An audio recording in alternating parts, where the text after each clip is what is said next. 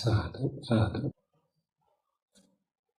นะโมตัสสะภะคะวะโตอะระหะโตสัมมาสัมพุทธัสสะ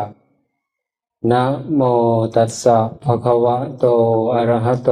สัมมาสัมพุทธัสสะนะโมตัสสะภะคะวะโตอะระหะโตสัมมาสัมพุทธัสสะกาเลนะธัมมัสสะวะนังเอตัมมังคลมุตตมันติขอน้อมไหว้คุณพระศรีรัตนตรัยคือคุณพระพุทธพระธรรมพระสงฆ์ขอถวายความเคารพและขอโอกาสพระเถรานุเถระครูบาอาจารย์น้อมนำสักการพระเดชพระคุณพระอาจารย์ใหญ่อาจารย์เสนดรอภินันทะผู้เป็นประมุขประธานที่สถานที่แห่งนี้เจริญแสดงความนับถือหักแพงสมณเณรทุกองค์และก็เจริญสุขสบายดีไปยังทานสาธุชนคนดีทุกทานทุกคนผู้ที่มีความสนใจในการสดับรับฟังพระธรรมเทศนาบนกวดบนกุศลโดยทนาการต่อไปก็ขอให้พวกเราทั้งหลายฟังธรรมด้วยความเคารพบรพก็ได้เนาะก่อนอื่นก็ขออนุโมทนา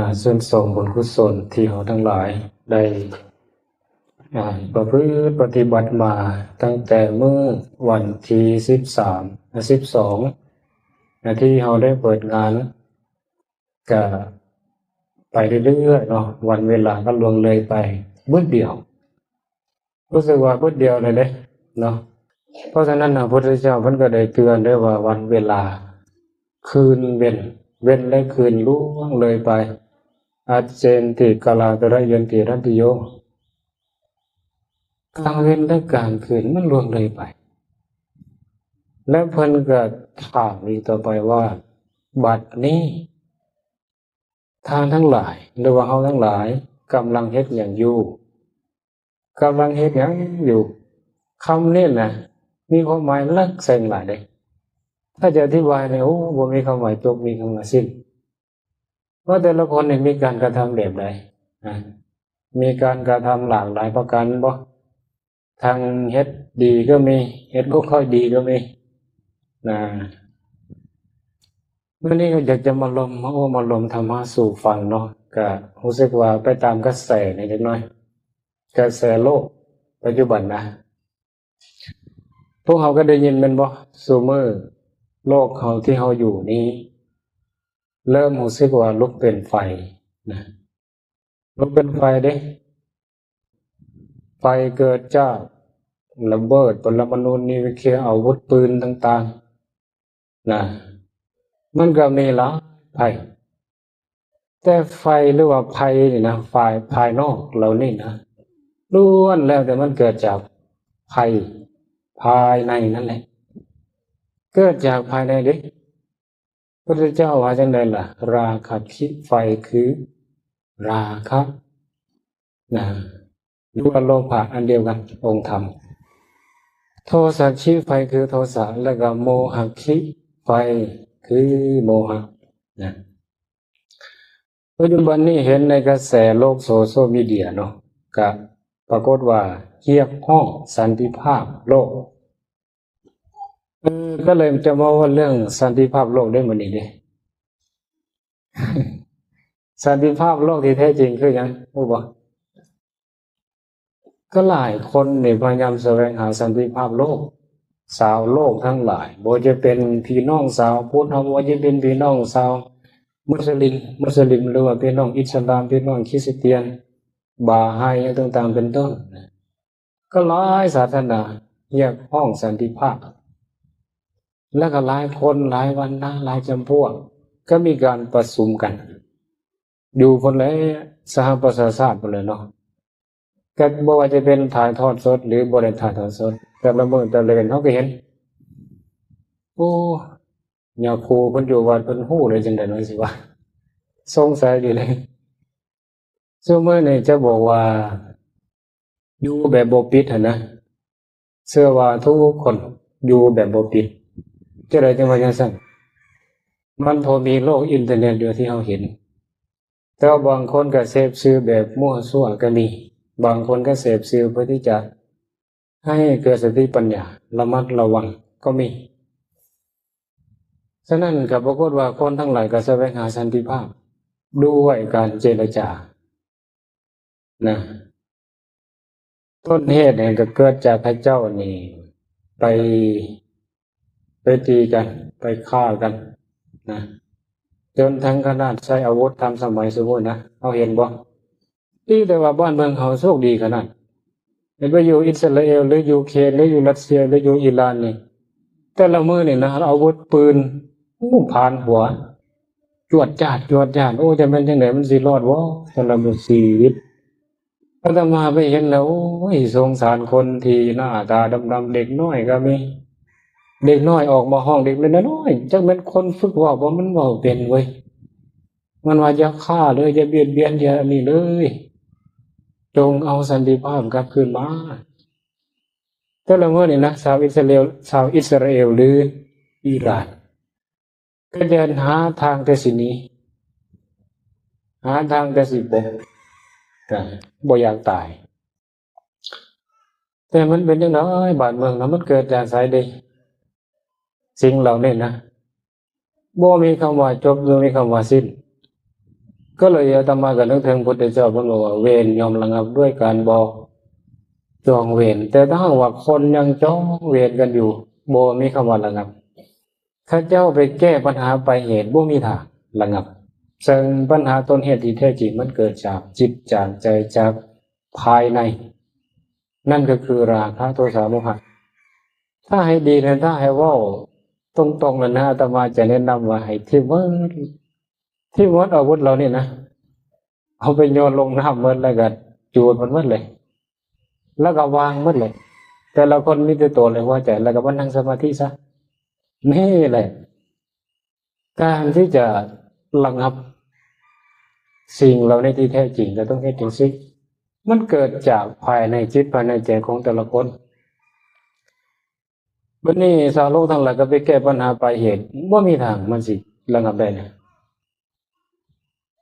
ถ้าบ่ให้อภัยกันนะเอาสมมติว่าข่อยยิงเจ้าก็ยิงข่อยคือกันข่อยฆ่าเจ้าก็ฆ่าข่อยคือกันและคิดว่าแบบนั้นบ่เป็นหนทางในการแก้ไขปัญหาสันติภาพโลกบ่มีทางเลยเจรจาก็ได้แต่เจรจาที่เรียกว่าเขาเจรจาแต่บ่ว่าเจรจาแบบใดอีกบัดนี้ก็เลยมีเรื่องอาตมาจะนำในเรื่องที่มันเกี่ยวกับสิ่งเหล่านี้แหละ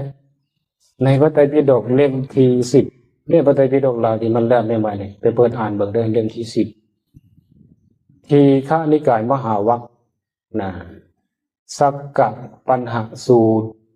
ที่ท้าวสักกะเทวราชเจ้าหรือท้าวสหัสเนศหรือท้าววาสวะพวกมันมีหลายสิ่งว่าสื่อง่ายๆภาษาบ้านเฮาเอิ้นว่าพระอินทร์จบ พระอินทร์เข้าใจดีในสักกะปัญหาสูตรเนี่ยเรามีท้าวสักกะเราจะเป็นคนฉลาดเรามาถามพุทธเจ้าเราปัญหาหนึ่งในนั้นเนี่ยไปพ่อปัญหาแต่ละหมวด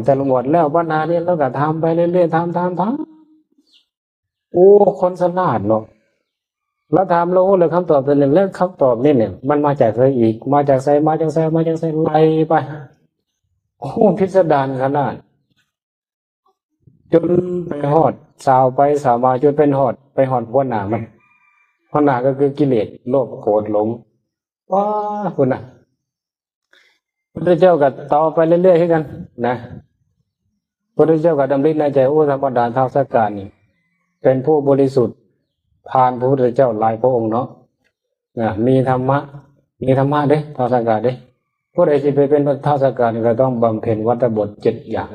เฮ้ยตอนสมัยเป็นคนบัดนี้เราไปเกิดเป็นท้าวสักกะแล้วเนาะเราก็ยังต้องประพฤติธรรมต่อไปดิและการที่ท้าวสักกะเทวราชเจ้ามาถามปัญหาของตถาคตนี่นะล้วนแล้วแต่จะเป็นประโยชน์ต่อคนทั้งหลายต่อไปฉะนั้นเขาจะตอบกลับมาคึกคืนโอ้เฮ็ดให้วัดพระเชตวันนี่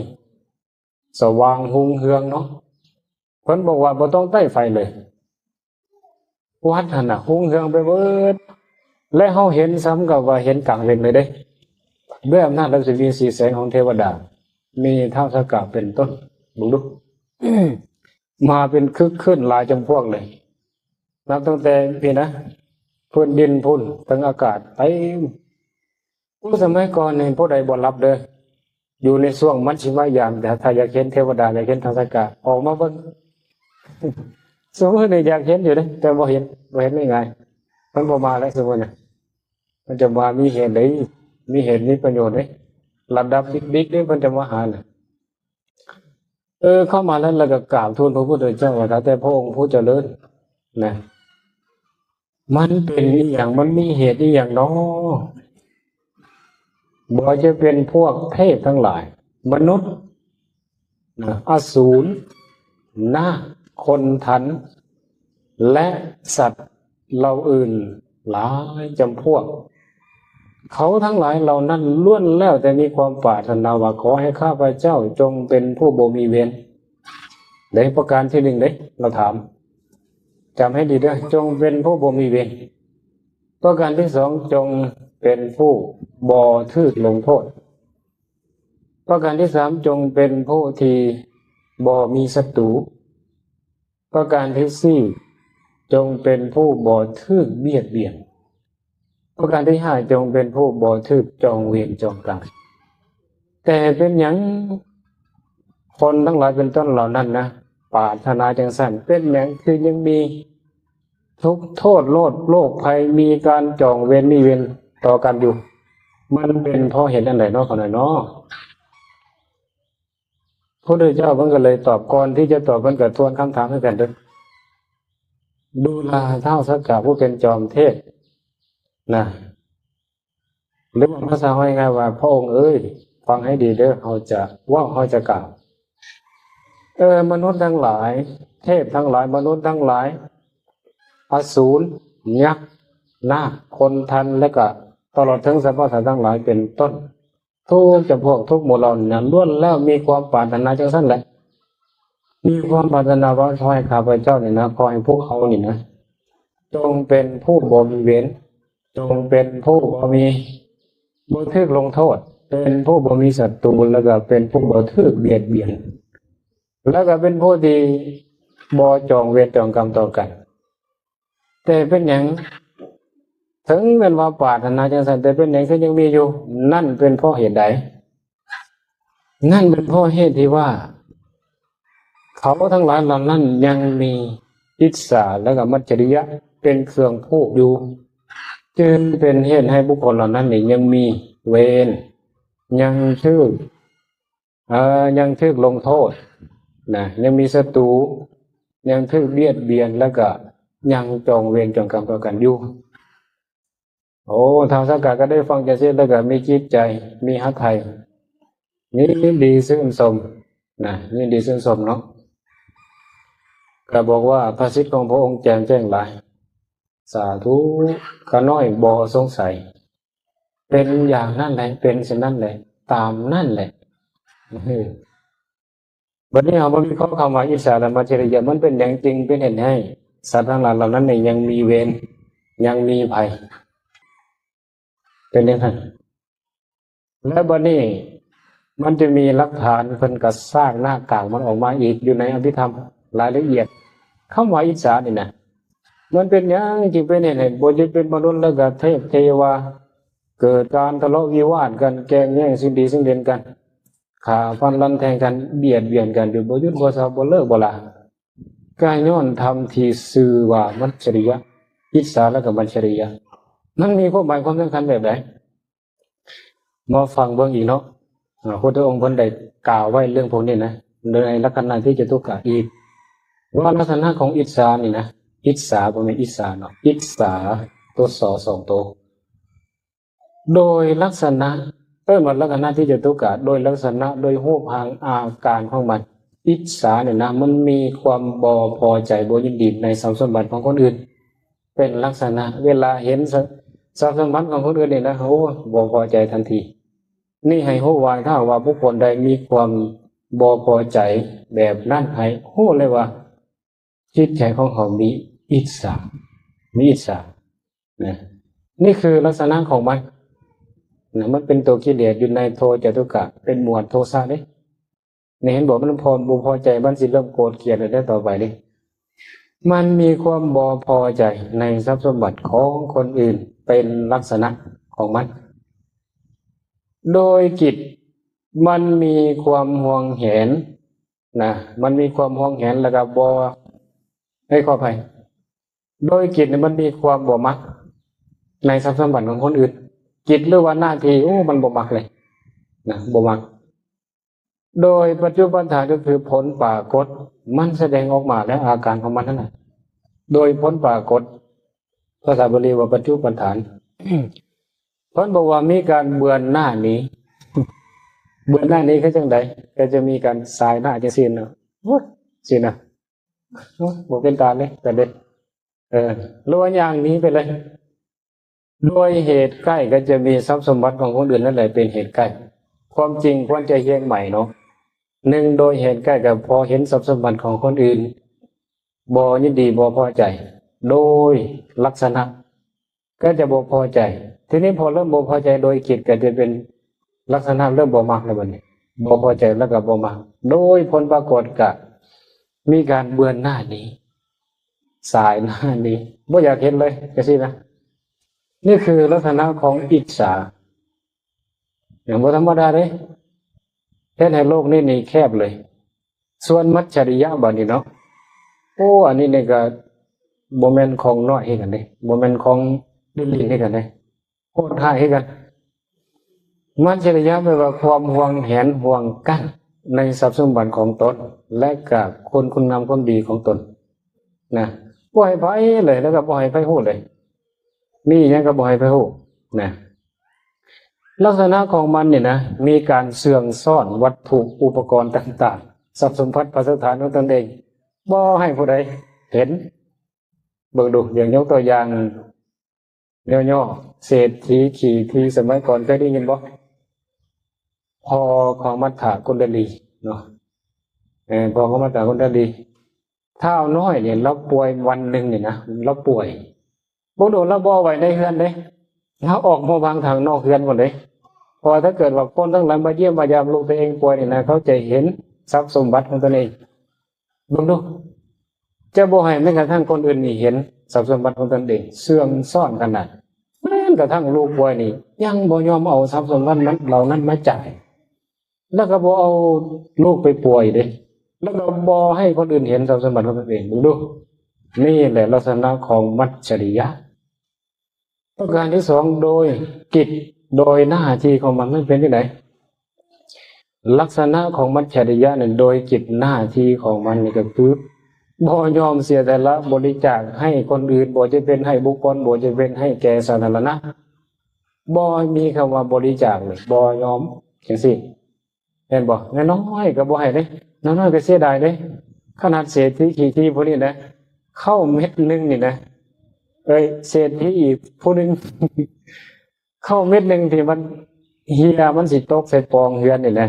แล้วพยายามงัดเข้ามาขึ้นบ่ได้ในที่สุดมันตกลงมาก็เศรษฐีขี้ที่นี่ก็มีหลายโมเมนต์เดือนนั้นเด้เศรษฐีส่วนหลายก็บ่ขี้ที่ดอกว่าบางทีขี้ที่ก็มีบ่น่าเชื่อกันเด้เพราะว่าเขาจะมีทิฏฐิมานะบางทีเศรษฐีเขาจะมีมุมมองว่ากลัวที่เขาจะได้ทรัพย์สมบัติทั้งหลายเหล่านี้มันยากนะมันยากยิ่งเป็นเหตุให้เขานี่จะเหตุได้มันจะสิไปให้คนอื่นก็เลยเป็นเหตุให้มีมัจฉริยะเพิ่มขึ้นหลายเนาะนี่หน้าประการที่สองนี่คือโดยกิจโดยหน้าที่นี่บ่ยอมบริจาคบ่ยอมให้ไปเลยประการที่สามโดยปัจจุบันฐานผลปรากฏออกมาก็คือเป็นผู้ที่ห่วงแหนห่วงกั้นบ่เอื้อเฟื้อเผื่อแผ่นี่คือผลปรากฏเขาจะเห็นว่าเศรษฐีนี่แล้วคนขี้ที่แบบนี้เนี่ยจะเป็นอย่างนั้นนะแล้วประการสุดท้ายคือเหตุใกล้ของมันก็คือมีทรัพย์สมบัติของตนเองนั่นแหละเป็นเหตุใกล้ส่วนอิจฉาเนี่ยมีทรัพย์สมบัติของคนอื่นเป็นเหตุใกล้ถ้าบ่มีทรัพย์สมบัติของคนอื่นอิจฉาบ่ทันเกิดเด้ทีนี้พอมีทรัพย์สมบัติของคนอื่นเท่านั้นแหละตลอดถึงคนงามความดีเริ่มบ่พอใจแล้วแต่ถ้าบ่ทันเห็นบ่ทันมีแต่โตเลยนะยังบ่ทันคิด นะมัจฉริยะคือกันพอมีทรัพย์สมบัติเป็นของตนเองหลายขึ้นบ่จะเป็นไฮนาโหสวนนะก็จะเริ่มมัจฉริยะความขี้ถี่ขึ้นมาเกิดขึ้นนะแล้วพระพุทธเจ้าเพิ่นก็ได้กล่าวอีกต่อไปว่ามัจฉริยะเนี่ยมันจะมี5ประการหนึ่งอาวาสมัจฉริยะแปลว่าขี้ที่ที่อยู่อาศัยขออนุญาตเนาะถ้าเป็นญาติโยมก็จะเป็นเรือนซ่านบ้านเสาที่อยู่อาศัยเรือนศาลนะถ้าเป็นพระก็จะเป็นกุฏิวิหารเดี๋ยวนะส่วนวัดส่วนวาวัดวาพุทธศาสนาเป็นต้นบางคนนี่บ่ให้พักเลยเด้บ่ให้พักเลยเด้ไปบางวัดนะบ่ได้ว่าวัดใดเด้อเอาไปบ่ได้ว่าวัดใดเลยแล้วบ่ได้ว่าบุคคลใดอีกโอ้วัดนี้บ่ต้องทำได้บ่สะดวกจังได๋เนาะมีเหตุผลอย่างเนาะบ่บอกอีกเว้ยต้องระมัดระวังเด้บางคนนี่สิเข้าไปสู่เรือนบ่ได้เลยนะนี่อันว่าที่อยู่อาศัยเพราะฉะนั้นเป็นจังได๋เฮาต้องละธรรมเหล่านี้พระพุทธเจ้าบอกว่าเป็นสิ่งที่ควรละกล่าวไว้ในพระไตรปิฎกเล่มที่11เป็นธรรมที่ควรละนะต้องควรที่จะง่ายๆมาหรือมาได้เข้ามาเพื่อนแล้วก็เข้ามาได้แล้วก็ออกไปได้อยากมาก็มาอยากไปก็ไปได้เด้อเพื่อนควรจะเป็นจังซั่นมาได้แล้วก็ไปได้จะบ่หวงอีหยังเดียวก็ตายแล้ว แต่มันหวงเฮ็ดจังได๋มันมีมัจฉริยะมันเป็นจังซั่นหนึ่งคือทดีที่อยู่อาศัยประการที่2กุลมัจฉริยะอันนี้ส่วนหลายจะเกิดขึ้นแก่พระสงฆ์เนาะต้องระมัดระวังก็คือมีความถี่ทีตระกูลอุปถากเช่นว่าญาติโยมท่านใดอุปถากดูแลถวายทานให้แก่ตนเองนี่พอวันหนึ่งก็ไปเห็นถวายแก่องค์อื่นโอ้ยรับบ่ได้เว้ยรับบ่ได้เลยใจนี่มันตกว่างเลยแบบนี้นะตลอดถึงห่วงแหนขี่ทีบุคคลที่เนืองด้วยตระกูลอุปถากนั้นมีผู้ใดเข้ากับบุคคลนั้นจะจับตาเป็นพิเศษแบบนี้อันนี้ก็ต้องระมัดระวังประการที่3ลาภมัจฉริยะก็คือความขี่ทีลาภขี่ทีลาภคือหยังคำว่าลาภเนี่ยแปลว่าบ่แม่นลาภที่เฮาพักกินเด้ก็แปลว่าสิ่งที่เฮาได้มาถ้าเป็นพระกับลาภคือจีวรพุทธเจ้าว่าลาภคือจีวรเวลาได้จีวรได้ลาภเป็นจังได๋ถ้ามีความคิดอย่างนี้เข้ามาก็จะบ่ให้คนอื่นเนาะแต่ถ้าบ่มีความคิดนี้ก็โอ้ให้สบายอย่างพระอานนท์แล้วได้จีวรแล้วก็นึกถึงโอ้ภริยาสาวกอยู่ไสผู้ใดขาดเกินนี่คือคนลักษณะของคนที่บ่ขี้ทีนะลาภคือบิณฑบาตอาหารการกินลาภคือเสนาสนะแล้วก็ลาภคือคีณเภสัชเป็นต้นโอ้หลายอย่างสรุปทุกสิ่งทุกอย่างที่เราได้มานั่นแหละถ้าเป็นญาติโยมก็เฮือนสร้างรถลานพาหนะไหนาโหสวนงัวควายแห่สร้างมาเป็นต้นเป็นล้างทั้งนั้นเลยตลอดถึงครูสามีภรรยาลูกหลานแม่นหมดเลยฉะนั้นการขี้ทีลาภนี่ก็ต้องระมัดระวังเนาะประการที่4วรรณมัจฉริยะวรรณมัจฉริยะก็คือความขี้ทีวรรณะคำว่าวันนะในที่นั้นพระพุทธเจ้าหมายถึงคุณงามความดีวันนะนี่มันแปลได้หลายแปลว่าผิวพรรณก็ได้แปลว่าคุณงามความดีก็ได้นี่เขามีคุณงามความดีอีกอย่างล่ะเขาก็จะขี้ทีบ่ให้คนอื่นฮู้เลยบ่ให้คนอื่นได้บ่ให้คนอื่นเป็นนะนี่ก็คือประการที่4เนาะนะประการที่1ก็อาวาสประการที่2กุลประการที่3ลาภประการที่4วรรณมัจฉริยะประการที่5ธรรมมัจฉริยะโอ้บ่น่าเชื่อเลยตัวนี้นะอันนี้นี่จะเป็นพระหรือญาติโยมก็ตามที่ว่าฮู้ธรรมวินัยดีฮู้ธรรมวินัยหลายแต่บ่สั่งบ่สอนต้องให้มีคนถามไว้บ่บอกเดี๋ยวมันสิเก่งคือเฮาเด้เป็นจังซั่นขี่ที่ธรรมะก็บ่ได้ให้กันตัวบ่ได้เด้เฮามีเท่าใดเฮาก็บอกเท่านั้นแหละมีบอกหมดเปลือกเลยฮู้หยังก็บอกตามนั้นเว้นแต่เฮาบ่ฮู้บ่บอกเด้ถ้าอันใดที่เฮาฮู้เนี่ยโอ้บอกเต็มที่จึงจะทำลายมัจฉริยะ นี่แหละปัญหาโลกแตกอันหนึ่งที่เป็นเหตุให้ มนุษย์ก็ดีเทพก็ดีอสูรนาคคนทันหรือสัตว์ทั้งหลายมีการทะเลาะวิวาทยังมีการมีเวรต่อกันยังมีการทึกลงโทษยังมีศัตรูแล้วก็ทึกเบียดเบียนแล้วก็จองเวรกันเพราะอิจฉาแล้วก็มัจฉริยะนี่แหละโอ้น่าเสียเลยเด้เป็นไปได้จังใดเนาะวันนี้พระพุทธเจ้าเพิ่นก็ได้กล่าวไว้ในพระไตรปิฎกเล่มที่23อังคุตรนิกายนวกานิบาตอีกอยู่มาวันหนึ่งเพิ่นก็มาตัดธรรมเทศนาแก่ภิกษุทั้งหลายว่าภิกษุทั้งหลายท่านผู้เห็นภัยในวัฏฏะทั้งหลายเขาจะแสดงตัณหาเป็นมูลเป็นเหตุ9ประการฉะนั้นท่านทั้งหลายจงตั้งใจฟังเอาเด้อเขาสิกล่าวภิกษุทั้งหลายเมื่อมีตัณหาย่อมมีการแสวงหาเด้โอ้แสดงว่าเมื่อมีตัณหาก็มีการแสวงหาภาษาบาลีว่าเอิ้นว่าปริเยสนาที่เขาแสวงหาอยู่ทุกมื้อทุกเว้นทางเกินเพราะหยังมันมีตัณหาเป็นเหตุแสวงหาจนบ่คิดชีวิตเลยสมัยก่อนสมัยเป็นคนสมัยเป็นไอ้บ่าวอาตมากับไปหาเงินทั้งเว้นทั้งคืนแล้วบ่หลับบ่นอนมึงดูบ่ห่วงเลยเด้สุขภาพร่างกายสิตายไปอย่ามันขนาดนั้นนะทีนี้ว่าเมื่อมีการแสวงหายอมมีการได้มาก็ธรรมดาเขาแสวงหาอย่างก็ได้อันนั้นพระพุทธเจ้าบอกว่าแสวงหายากก็ได้ยากแสวงหางัวคอยก็ได้งัวได้คอยแสวงหาสามีภรรยาก็ได้สามีภรรยานั่นให้ผู้ว่าเป็นการแสวงหาที่บ่ประเสริฐนะส่วนการแสวงหาที่ประเสริฐคือการแสวงหามรรคผลนิพพานการแสวงหาสิ่งที่บ่ประเสริฐเนี่ยเท่ากับว่าแสวงหาการเกิดแก่เจ็บตายอีกนับบ่ถ้วนในวัฏสงสารนี้ดูทีนี้ว่าเมื่อมีการได้มายอมมีการปรงใจฮัก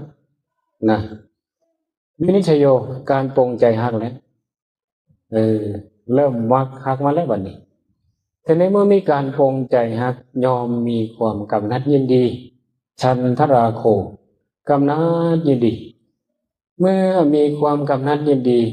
ย่อมมีความลงไหลพอใจลงไหลนะอโชสานังเมื่อมีความยินดีลงไหลพอใจก็ย่อมมีความยึดของเป็นอุปทานอะไรบ่นี้นี่ภาษาบาลีมันใช้คำว่าปริกโหเมื่อมีความยึดของว่าเป็นของกูนะก็ยอมมีมัจฉริยะมีความขี้ทีเมื่อมีความขี้ทีย่อมมีความห่วงกั้นทั้งห่วงทั้งกั้นเลยนี่ตู้เห็นจะได้ล่ะเพื่อนนี่ก็ต้องเฮ็ดกำแพงเลยเห็นบ่กั้นไว้ต้องเฮ็ดกำแพงมันกระทั่งมีกำแพงแล้วก็ยังต้องเฮ็ดเฮือนก็ต้องมีประตูอีกมีประตูมีปองเยี่ยมอัดกึ๊บกั้นทันทีเลยบ่ให้ไปโหบ่ให้ไปเห็นเหมือนเศรษฐีขี้ทีเมื่อกี้นี้ลองดูถ้าสมัยใดเพิ่นบอกไว้ในคัมภีร์เนาะพระพุทธเจ้าสมัยสมัยศาสตร์เป็นพระเจ้าพรหมทัตบางยุคบางสมัยเนาะพระราชาเพิ่นเป็นมีอำนาจปกครองราชย์โดยธรรมปรากฏว่าเฮือนนี่นะบ่ต้องมีกำแพงเลยนี่ตู้เพิ่นบอกบ่ต้องมีกำแพงแล้วก็ประตูเฮือนบ่ต้องมีก็ได้หรือมีก็ได้แล้วก็บ่ต้องใส่กระแจบ่ต้องปิดเบิ่งดูเพราะเพิ่นดูแลคนเพิ่นทั่วถึงเบิดแล้วก็บ่มีแม้นกระทั่งขี้รักจักสิเป็นรักจังได๋ขี้รักบ่มีพอคนเอาเชิญรักให้รักนี่ถ้านั่นน่ะให้รักนั่นบ่มีไผอยากรักเพราะมันบ่มีไผรักแล้วสมมุติว่าเอารักผู้เดียวเอานั่นคนก็จะเห็นแล้วก็คนก็จะเพ่งโทษเด้ก็จะยากแสดงว่าถ้ามีคนบ่ดีน้อยบ้านเมืองก็จะสงบสุขแม่นบ่เฮ็ดบ่ปลอดภัยโดยที่บ่ต้องดูแลอีหยังหรือบ่ต้องระมัดระวังระแวงสงสัยบ่ต้องอยู่ห้องนอนทุกอันนี้เป็นจังได๋ขนาดเวลาเฮานอนกลางคืนนี่นะประตูก็อัดมีล็อกมีกระแจเลยนะยังบ่ทันได้ใส่กระแจใส่ล็อกซื่อๆป่านนั้นมันก็ยังลักรถจักรใดเข้ามาอยู่ในเรือนนี่นะโอ้จะว่าจังได๋เมื่อธรรมดาเด้และพระพุทธเจ้ามันก็ได้กล่าวอีกต่อไปว่าเมื่อมีความห่วงกั้น เรื่องราวต่างๆย่อมเกิดขึ้นตามมา มากมายหลายประการบ่จะเป็นการใช้อาวุธใช้สัตตาใช้ค้อนตีจับค้อนจับทอนไม้แล้วก็มีการกล่าวกูมึงแล้วก็โต้เถียงกันทะเลาะวิวาทกันเกิดขึ้นมีการกล่าววาจามุสาวาทพรุษาวาจาพิสุณวาจาแล้วก็สัมภปลายปลาปะมีการตัวเว้าโซเสียดเว้าคำหยาบแล้วก็เว้าลายเว้าเพ้อเจ้อเป็นต้นตามมาหลายประการเรื่องราวต่างๆที่บ่สงบสุขเรื่องราวต่างๆที่มันบ่ก่อให้เกิดสันติภาพโลกก็เลยเกิดขึ้นพอเกิดขึ้นจังซี่เนี่ยอันนี้ก็ในยะหนึ่งเพราะมีตัณหาเป็นเหตุเกิดและพระพุทธเจ้าเพิ่นก็ตรัสไว้อีกหลายพระสูตรเนาะบอกว่าสิ่งทั้งหลายนี่นะความโศกความเศร้าอิหยังก็ดีเกิดจากไสเกิดจากกามเพราะมีกามเป็นเหตุกามในที่นั้นคือหยังคือตัณหาองค์ธรรมคือหยังโลภะเอาละลงที่โลภะอีกแล้วเนี่ยนะเพราะมันมีโลภะเป็นเบื้องต้นมันอยากทะยานอยากทะเวนกลางคืนแล้วก็เมื่อมันบ่ได้นี่นะเวลาเฮาอยากสมมุติว่าเฮาบ่มีศีลมีธรรมเวลาเฮาอยากอย่างเดียวนี่นะแล้วก็บ่มีศีลมีธรรมเลยสมมุติว่านะเมื่อมันบ่ได้ดังความอยากความมักของปรารถนามันก็จะโกรธเห็นบ่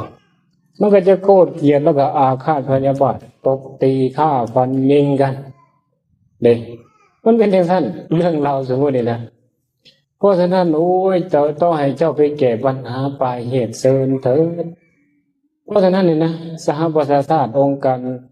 นี่นะจะไปแก้ปัญหาระดับใดก็ตามแก้เธอได้ก็ตามถ้าแก้บ่ถูกจุดถูกม่องบ่มีทาง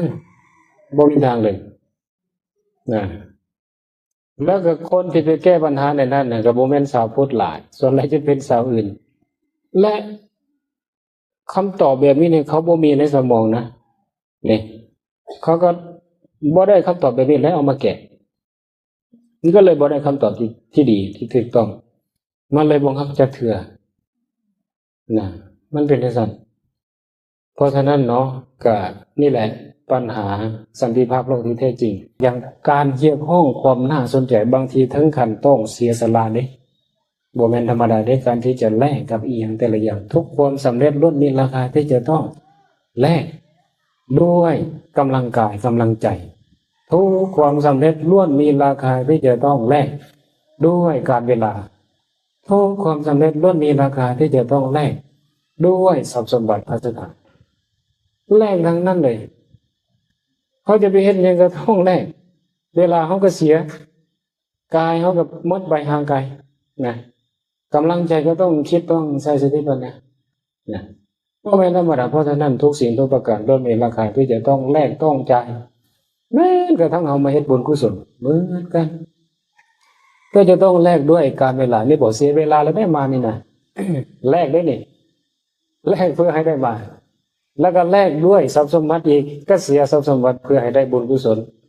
เงินบอกบางคนก็เข้าใจว่าถ้าบ่มีทรัพย์สมบัติมันก็บ่ได้บุญเลยมันก็ยังมีทางได้อยู่แต่เวลามีทรัพย์สมบัติก็จะว่าอุ่นใจเนาะแล้วคือจังว่าอยากไปวัดเด้คือสิได้เวลาเลยตัวเห็นบ่อีกจักหน่อยอาจารย์เนี่ยว่าอีกจักหน่อยนะเอาละทุกอย่างมันก็มีเหตุมีปัจจัยนั่นแหละนะก็ยอมรับความเป็นจริงตามเหตุตามปัจจัยตามบุญตามบาปคนเฮาทั้งหลายเกิดมาในวัฏสงสารนี้นับบ่ถ้วนล้วนแล้วแต่จะมีทั้งบุญทั้งบาปที่เฮาเฮ็ดฉะนั้นเมื่อมันได้ผลกรรมเอิ้นว่าวิบากกรรมนั้นส่งผลจะซ่าหรือไวเท่านั้นแหละเฮาทั้งหลายก็บ่แม่นที่จะมัวประมาทให้กันเด้ฉะนั้นเฮาก็ฝึกหัดปฏิบัติธรรมในเพื่อที่จะเตรียมจิตเตรียมใจนี่แหละเมื่อ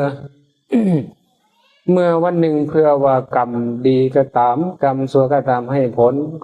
เฮาก็จะได้ทำใจสบายบ่สะทกสะท้านย่านกลัวเป็นอย่างนั้นเด้ด้วยอำนาจด้วยอานิสงส์ในการประพฤติธรรมดีแล้วธรรมโมหะเวรคติธรรมมจาริงที่อาจารย์ตีใหญ่เทศน์มคณีมนมุขธรรมนั่นแหละยอมรักษาผู้ประพฤติธรรมถ้าคนบ่มีธรรมนี่เป็นจังได๋ เวลาเจอเหตุการณ์นี้ต่างๆเข้ามาในชีวิตก็จะเป็นเหตุให้บุคคลนั้นสะทกสะท้านย่านกลัวจมว่าจมแล้วเป็นบ่ล่ะนี่แต่ถ้าว่าบุคคลมีธรรมรักษาเป็นจังได๋ก็บ่สะทกสะท้านย่านกลัวสบายที่ยังมันจะเกิดขึ้นก็ให้มันเกิดขึ้นเท่าตามเหตุตามปัจจัยคนเราเกิดมาบ่ว่าสิเฮ็ดแต่คุณงามความดีคนเราเกิดมาบ่แม่นสิเฮ็ดแต่ความชั่วเฮ็ดทั้งดีทั้งชั่วนั่นแหละฉะนั้นช่วงใดที่ว่าชีวิตของเรามีความสุขมีความสบายอยู่สบายอยู่บ่ร้อนนอนบ่ทุกข์ก็ให้เข้าใจว่านั่นแหละบุญกุศลคุณงามความดีที่เราเฮ็ดส่งผลบางคนก็ถามในโซเชียลมีเดียว่าเป็นหยังเฮ็ดบุญกุศลคือบ่เห็นผลจักเทื่อเขาสิเฮ็ดไปเพื่อหยังอาจารย์โอ้ก็อยากจะคันเป็นโยมเบียร์น่ะเพิ่นก็สิด่าตอบโอ้เป็นคนโง่คนปึกบ่ได้ใส่น้องเพิ่นสิว่าจริงๆนี่นะมันให้ผลทุกวันบุญกุศลนี่ที่เฮามีชีวิตสบายนี่บุญกุศลให้ผลเด้นับตั้งแต่พุ่นแหละบุญกุศลที่เขาได้นับตั้งแต่เฮ็ดบุญจากบุคคลที่เข้านิโรธสมาบัติบางคนเนี่ยมันเห็นบุญอยากเห็นทันตาเข้าใจบ่อยากจะเห็นบุญทันตาเนี่ยแนะนำให้ไปถวายทานแก่พระที่เข้านิโรธสมาบัติแล้วเฮาสิหาอยู่ไสล่ะพระที่เข้านิโรธสมาบัติก็จะต้องเป็นผู้ระดับพระอนาคามีและก็พระอรหันต์เด้และปัจจุบันมีบ่มันก็สิยังพอมีแหละแต่ว่าอยู่ไสล่ะบ่ได้สมมุติว่าถ้าเฮาบ่ได้เฮ็ดจังได๋พระพุทธเจ้าบอกว่าเหตุของการเฮ็ดบุญหรือว่าให้ทานนี่นะจะเป็นเหตุให้เฮาเนี่ยได้บุญได้กุศลหลายหนึ่งบุคคลนั้นต้องประกอบด้วยความบริสุทธิ์ทั้ง3กลางปุเพวะสมุนโนโหติก่อนให้มีจิตใจยินดีใจว่าเฮาสิได้ให้ทานไปแล้วกำลังให้ก็มีความเลื่อมใสทางจิตตังภาษาทะเยกำลังให้กำลังเขาที่ใช้บาตรเจริญนี่นะพยายามทำความเลื่อมใสให้นี้ขึ้นไปในพระพุทธพระธรรมพระสงฆ์ให้ไปแล้วทัตวาธรรมโนโหติให้ไปแล้วก็มีความชื่นชมยินดีนึกถึงบุญกุศลยามใดก็จิตใจผ่องแผ้วหน้าตาสีหน้าก็ผ่องใสเป็นจังซั่นนี่ก็เป็นเหตุให้เฮาได้บุญหลายประการที่2กับวัตถุทานที่เฮาได้มาก็บ่ผิดศีลบ่ผิดธรรมบ่ผิดกฎหมายบ้านเมืองได้มาด้วยความบริสุทธิ์ยุติธรรมจะแนะนำเราทั้งหลายเนาะเวลาเขาจะเฮ็ดบุญบ่ควรที่จะฆ่าสัตว์เอาไปให้ทานเวลาเขาฆ่าเนี่ยก็เป็นบาปได้ส่วนบาปเลยแต่เวลาให้ทานเป็นบุญต้องควรที่จะแยกส่วนคนละคณะจิตอยากจะแนะนำจังซี่เนาะญาติโยมทั้งหลายเวลาเขาจะเฮ็ดบุญควรจะบ่มีคำว่าฆ่าเบียดเบียนเลยมันจะเฮ็ดให้วัตถุทานบ่บริสุทธิ์บ่ครบองค์3เป็นเฮ็ดให้บ่ได้บุญหลายบ่ได้บุญหลายบ่ได้บุญไวบุญทันนะต้องให้เจ้าไปหาเทศทันใจสัมใดก็ตามนะมันก็นึกว่าไปหาเทศทันใจอยู่เพราะว่าบ่เห็นสิทันใจจักเทื่อเพราะว่าเหตุที่เฮาเฮ็ดมันบ่สมประกอบอาตมาอยากจะแนะนำว่าให้เฮาได้ไปซื้อศีลแห้งปาตาอยู่ตลาดปานใดก็บ่อยากช่วงเวลาที่เฮาสิเฮ็ดบุญแท้ๆนี่นะควรที่จะบ่มีคำว่าเบียดเบียนให้มาด้วยความบริสุทธิ์ก็ในเมื่อพระพุทธเจ้าว่าจังซี่เนาะสละหรือยังฉะนั้นเขาก็ต้องให้ทานด้วยความสละแบบสัพพุริสาทาน5ประการนะประการที่3ก็คือปฏิฆาหกผู้รับทานจะต้องเป็นผู้ที่บริสุทธิ์บริบูรณ์สิ้นเชิงเป็นพระอรหันต์อนาคามีสกทาคามีอรหันต์โดยที่สุดถ้าหากว่าบ่ได้พระอริยเจ้าพระพุทธเจ้าเพิ่นก็ยังให้โอกาสเขาอยู่คือผู้ที่กำลังปฏิบัติเพื่อที่จะละราคะโทสะโมหะฉะนั้นบุคคลนั้นนี่ศึกษาปฏิบัติสมถานในศีลอย่างเคร่งครัดศีลนี่บ่ขาดบ่ดังบ่ทะลุบ่ลาเลยนะแล้วก็เจริญสมาธิแล้วก็เจริญปัญญา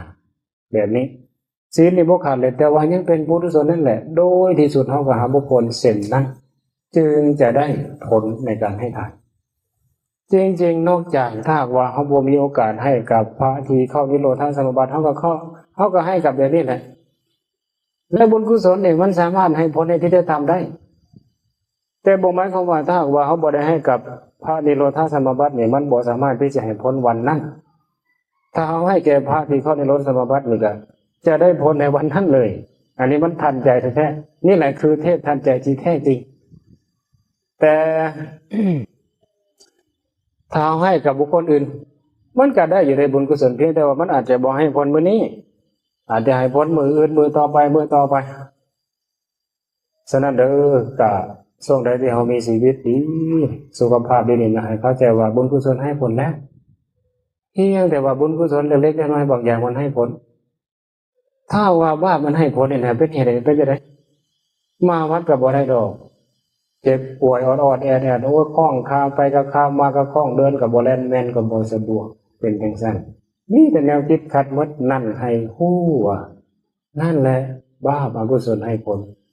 ฉะนั้นเดี๋ยวนี้โอ้อยู่ทางไปอยู่ทางมาเนาะไปถึงซองลองถึงทางเดินแล่นมันสะดวกไปก็บ่ข้ามมาก็บ่คล้องนี่แหละบุญกุศลให้ผลลดความถึงเลยเด้ถ้ารถมันหงายไปบ่ได้ฉะนั้นนะเขาจะต้องใช้สติปัญญาในการคิดพิจารณาสังเกตเป็นคนมักสังเกตเป็นให้จังได๋บ่แม่นว่าผู้ใดว่าจังได๋ก็ว่าจังซั่นบางคนเลิกเลยเฮ็ดบุญแล้วมันบ่ได้จักเทื่อบ่เห็นมันสิได้บุญมีแต่คนฉลาดตัวคนโง่จังนั้นมีแต่เพิ่นตัวเฮาว่าซั่นเด้บางคนโอ้ไปว่าจังซั่นมันก็บ่ได้ประโยชน์เลยบ่ได้พบพ่อนักปราชญ์บ่ได้อยู่ในประเทศที่สมควรทรัพย์ปฏิรูปประเทศสว่างประเทศสัพบริษัทสังเสวะบ่ได้พบนักปราชญ์บ่ได้เป็นจังซี่ล่ะนี่แหละอุปสรรคของนักบุญทั้งหลายนะเอาแล้วเนาะก็พอสมควรแก่เวลาคิดว่านะอันนี้ก็คือสันติภาพที่แท้จริงนี่นะถ้าแก้ปัญหาแบบนี้เนี่ยรับรองเด็ดขาดเฉียบนะเคลียร์ปัญหาทันทีอันนี้เลยยังคอยเฮ็ดเจ้าเฮ็ดคอยโอ้ยบ่มีทางพระพุทธเจ้าบอกทันทีว่าชัดเจนเลยว่าเว้นยอมระงับด้วยการจองเวรเวรจะระงับด้วยการจองเวรเป็นไปบ่ได้เวรจะต้องระงับด้วยการบ่จองเวรกันก็แค่นั้นน่ะสบายได้ยินได้ฟังแล้วก็เฮ็ดได้เลยเปิดจิตเปิดใจแล้วก็เฮ็ดเลยทิ่มอาวุธเหล่านั้นซะไปจูดทิ่มมันเลยมันก็มานั่งตะหมอบตอมคานนั่งสมาธิจังซี่ล่ะ ดีที่สุดถ้าเป็นไปได้ก็อยากจะให้เขามานั่งสมาธิจังซี่เนาะนะก็ขออนุโมทนาสาธุอันนี้แหละปัญหาประเด็นชาวโลกนับเบิ้ลนับวุ่นวายฮ้อนหนอุตการเพราะฉะนั้นโลกนี้บ่เป็นถ้าเกิดนับเบิ้ลนับจะเข้าสู่ยุคมิกทันนี้อย่าลืมว่าเขาเนี่ยอยู่ในยุคเสื่อมมันจะเสื่อมไปเรื่อยๆเขายังมีโอกาสพบพ่อนักบัตรว่าได้รู้ว่าพุทธศาสนามันเกิดเป็นเหตุให้เขาเนี่ยทรงไว้อยู่พอที่จะเจริญในระดับหนึ่งอยู่ฉะนั้นก็ขอให้เป็นส่วนหนึ่งจะเป็นบุรุษหรือว่าสตรีผู้สุดท้ายในพุทธศาสนานี้ขอให้มีส่วนร่วมในการให้ศาสนานี้เจริญอย่าเป็นบุคคลที่มีส่วนร่วมให้ศาสนานี้เสื่อมมันก็สิบ่ได้หยังนะก็ขออนุโมทนาสาธุด้วยอำนาจบุญกุศลที่เราทั้งหลายได้ประพฤติวัดปฏิบัติธรรมจนหอดมื้อนี้นะก็หวังว่าท่านทั้งหลายคงจะได้บ่หลายก็น้อยบุญกุศลขึ้นกับความตั้งใจเจตนาของแต่ละคนแต่ละอาจแต่ละองค์แต่ละทานผู้ใดคนคอยหลายก็ได้เนาะคนคอยน้อยก็ได้น้อยบ่คนคอยเสียเลยบ่ได้เลยนะเพราะฉะนั้นผู้ใดเฮ็ดผู้นั้นได้นะผู้ใดกินข้าวผู้นั้นก็อิ่มผู้ใดบ่ไปอิ่มท้องเขานั่นพอบ่กินนะโมทนาสาธุด้วยอำนาจบุญกุศลที่ท่านทั้งหลายได้เฮ็ดดีแล้วนะจงเป็นเดชะพลวะปัจจัยอำนวยอาศัยให้ท่านทั้งหลายมีความสุขความเจริญถ้าว่าเกิดมาพบในศาสตร์ใดยังเวียนว่ายตายเกิดในโลกวัฏสงสารนี้อยู่เช่นเสว่าความทุกข์ยากให้เข็นใจให้ทรัพย์อปัญญาจะได้เกิดมีแก่ท่านทั้งหลายก็ขอให้ท่านทั้งหลายมีความสุขกายสุขใจปลอดภัยไปกับบ่ข้ามมากับบ่คล้องเดินเล่นเว้นสะดวกไปถึงสองลองถึงทางปรารถนาสิ่งหนึ่งประการใดที่เป็นไปในทางที่ชอบประกอบด้วยธรรมจะนำตนให้พ้นจากทุกข์แล้วไม่ว่าจะเป็นมนุษย์สมบัติสวรรค์สมบัตินิพพานสมบัติก็ขอความหมายของปรารถนาที่ดีงามเหล่านั้นจงสำเร็จในที่ถูกสถานในการทุกเมื่อในอนาคตการอันใกล้นี้ทุกทานทุกองค์ทุกคนด้วยเถิด